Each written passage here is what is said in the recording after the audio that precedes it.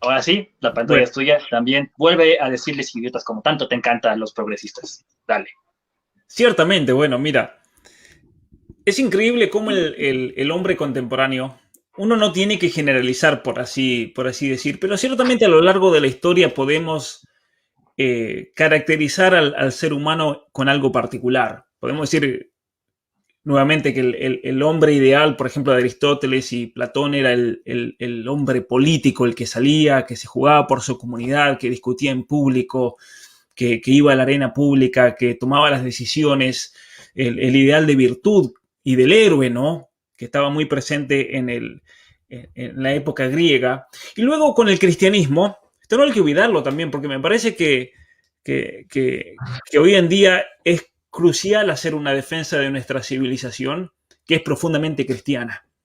Y no hay que tener miedo de decirlo. Lo que pasa es que hay que saber cómo decirlo y dar una argumentación, una especie de apologética que sea potente también ante la propuesta progresista. Porque la característica principal del hombre cristiano era su relación con Dios, o es su relación con Dios. Por eso decimos que el hombre ideal del cristianismo es el hombre religioso, que apunta hacia algo que va mucho más allá y que lo trasciende. Y eso fue, yo creo, la grandeza de la civilización cristiana, que se fundamentó en algo que va por encima de ella, en algo que lo trasciende. Y ese es el gran problema del progresismo contemporáneo, porque el progresismo contemporáneo es la primera vez en la historia de la humanidad en el cual una cultura, una sociedad, una pseudocultura, una sociedad, se fundamenta en sí misma. Y cuando una sociedad se fundamenta en sí misma, con esa característica de idiota, como decíamos al principio, se va a autodestruir. Y es lo que estamos viendo hoy en día. Y lo vemos de una manera tangible. Hay que pensar en una feminista, por ejemplo, que va a celebrar la legalización del aborto. Es una mujer que, en cierta manera, ha destruido su propia feminidad. Se transforma en un monstruo.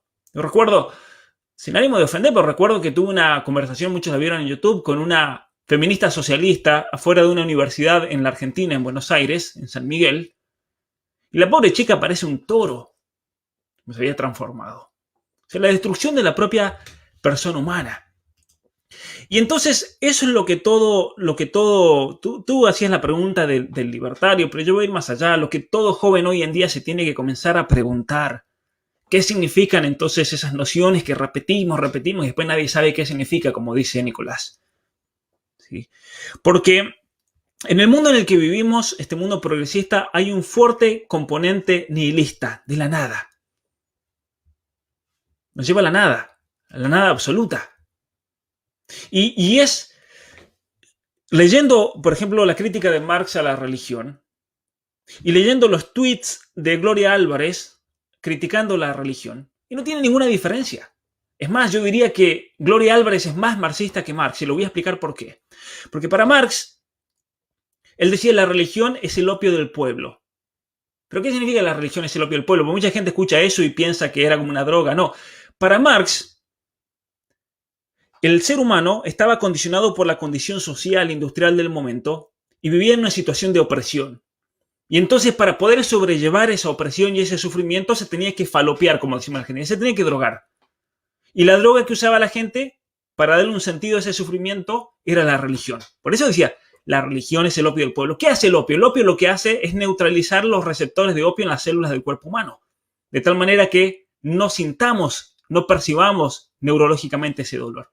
Entonces, Marx decía, la función de la religión es eso, neutralizar ese dolor que te causa la opresión y la situación actual en la que uno vive.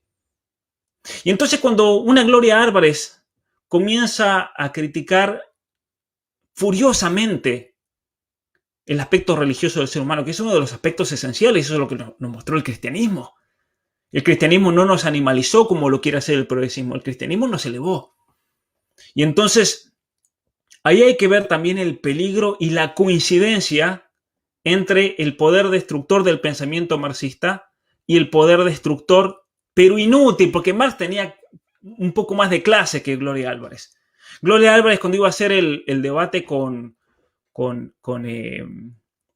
con Lupe Batallán, cuando iba a hacer el debate, largó haciéndose la canchera unas preguntas en Twitter, que con esto a Lupe la voy a reventar. Una de las preguntas que todas eran una imbecilidad absoluta realmente, una ignorancia tremenda, pero una de ellas comparaba el huevo de una gallina con un embrión. ¿Sí? Si una persona llega al nivel de comparar el huevo, que es un óvulo, con un embrión, que no es un óvulo, no es un huevo del ser humano, entonces ya manifiesta un nivel realmente de idiotez importante. ¿Sí? Entonces lo quiero dejar ahí para no hablar demasiado y darle lugar a Horacio, pero en resumen es lo siguiente. Pablo, ¿me dejas 5 segundos? Por favor, te estoy mirando con brillantez y con admiración. El otro día, Gloria Álvarez fue entrevistada, no recuerdo por quién, pero está en la red, o va a estar en la red. Le preguntaron, bueno, ya el entrevistador impaciente, ¿cuándo empieza la vida? Y la bestia bruta dijo, cuando le cortan el cordón umbilical al bebé. Listo, te dejo seguir. Se dijo todo, es alevoso.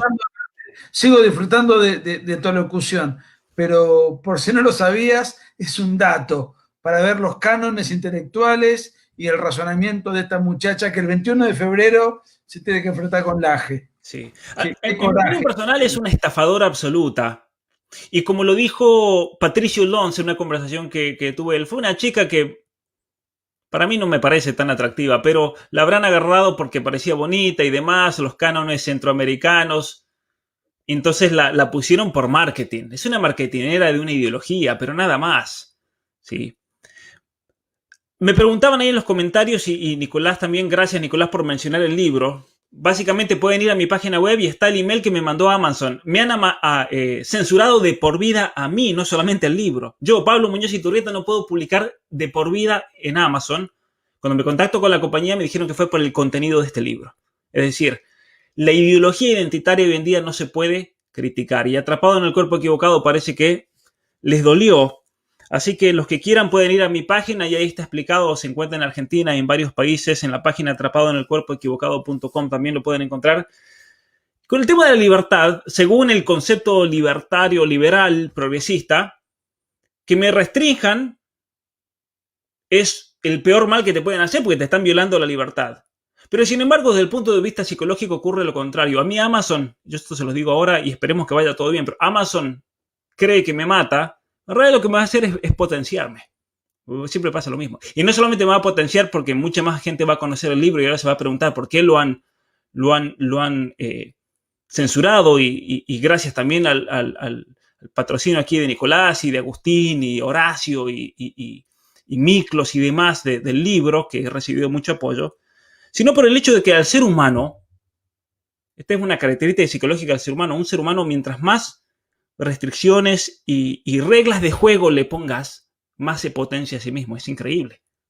Y esto está demostrado psicológicamente también. A los niños les gustan los juegos que son más complejos. ¿Por qué? Porque eso hace que el niño tenga que superarse a sí mismo por esa misma complejidad. Entonces, las restricciones que mencionaba Nicolás, sociales, comunitarias, nos han ayudado a nosotros a crecer como civilización. Sin un cristianismo, con un orden moral basado en una ley natural, el ser humano nunca hubiera llegado a donde está parado hoy en día. Y eso es lo que los libre progres ignoran, que el ser humano y la civilización fue gracias a esas restricciones que no hizo más que potenciar a la libertad, porque después eso significaba que la libertad estaba al servicio de algo más grande.